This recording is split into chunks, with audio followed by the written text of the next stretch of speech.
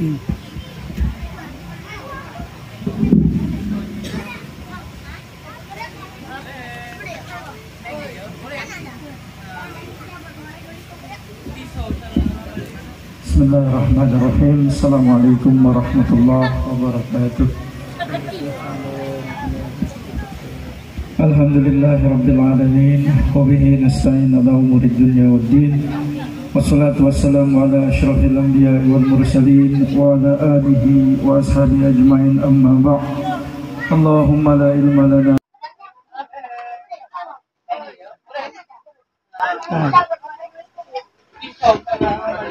Bismillahirrahmanirrahim. Assalamualaikum warahmatullahi wabarakatuh.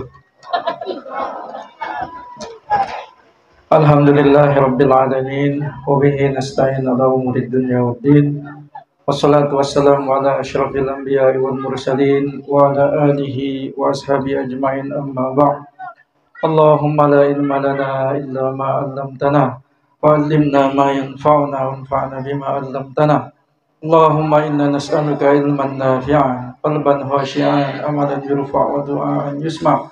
Na'udzubika min ilmin la yanfa', qalbin la yahsha', amalin la yurfa' wa du'aan la yusma'. Allahumma 'allimna min ladunka ilman nasiru bihi kamilina fil mahya wal mamat. Ya mujibad da'awat ya qadiyal hajat, birahmatika ya arhamar rahimin. Mari kita mulai dengan al-basmalah. Bismillahirrahmanirrahim. Yang kami hormati dan kita cintai Habibuna Umar Tahir, kemudian pembina majelis taklim ini Ustaz Fauzi, orang tua kami, baik orang tua kandung maupun orang tua seluruhnya, para sahabat, para kerabat, adik-adik. Alhamdulillah, malam ini Allah Subhanahu wa ta'ala memberikan kita nikmat sehingga kita bisa duduk bersama menelaahi hikmah Isra Mi'raj Rasulullah sallallahu alaihi wasallam. Semoga Allah membukakan pintu hati kita, melapangkan dada kita, sehingga kita dapat mengambil pelajaran dari hikmah Isra Mi'raj ini, dan kita masuk dalam golongan yang Allah inginkan untuk mendapatkan kebaikan. Man yuridillahu bihi khairan yufaqqihhu fiddin. Untuk niat ini, Al-Fatihah. A'udzubillahi minasyaitonir rajim. Bismillahirrahmanirrahim. Alhamdulillahirabbil alamin, arrahmanir rahim, maliki yaumiddin. Iyyaka na'budu wa iyyaka nasta'in, ihdinas siratal mustaqim, siratal ladzina an'amta 'alaihim ghairil maghdubi 'alaihim waladdallin. Amin. Kemudian terus terang ini ingin memberi satu catatan.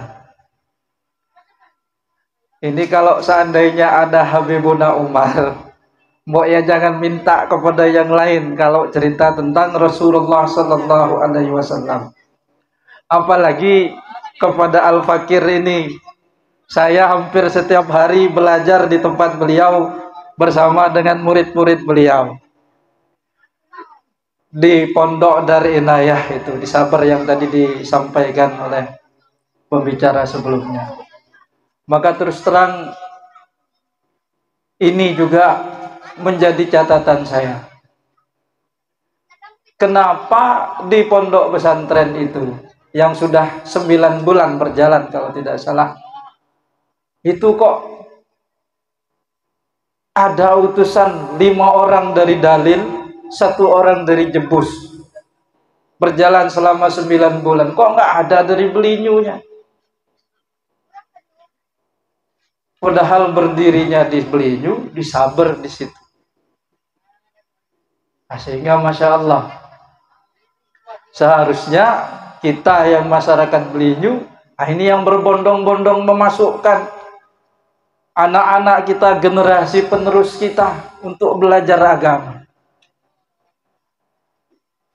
Bapak Ibu rahimakumullah, belajar pendidikan agama itu harus kita sadari betul dan niati betul, itu bukan untuk mengejar duniawi. Jangan sekali-kali kita menyekolahkan anak, mendidik anak, memasukkan ke lembaga pendidikan dan pengajaran supaya nanti jadi orang besar di dunia ini, supaya jadi pengusaha, supaya jadi pejabat, supaya jadi ini, supaya jadi itu di dunia ini. Tidak begitu tujuan kita dalam pendidikan agama. Justru malah puncak dari pendidikan agama itu supaya mengerti dari mana asal kita ini, sedang apa kita di dunia ini, dan kemana kita akan kembali. Toh sebelumnya kita ini tidak ada,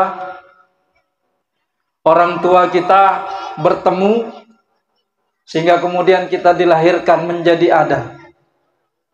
Lalu kemudian apa tujuan kita di dunia ini? Mengapa kita ada?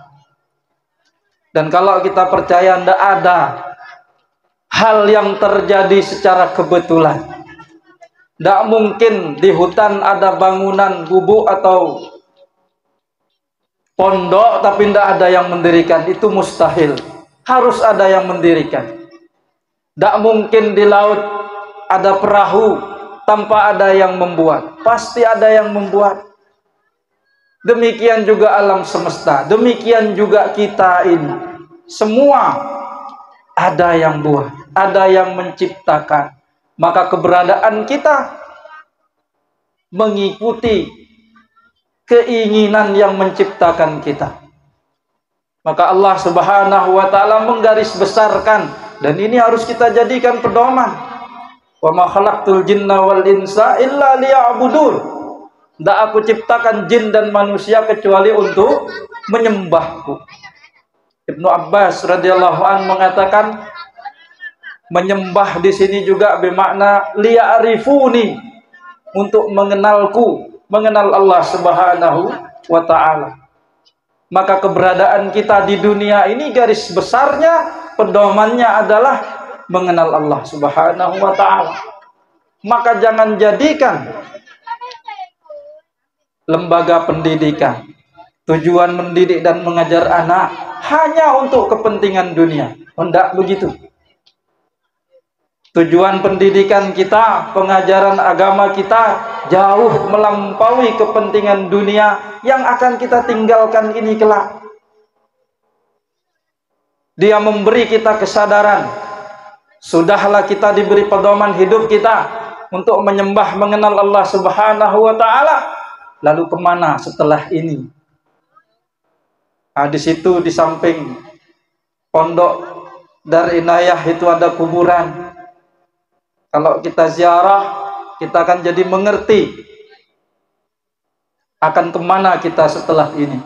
Bahwa hidup yang kita jalani saat ini tidak mungkin abadi, akan kita tinggalkan. Maka akan kemana?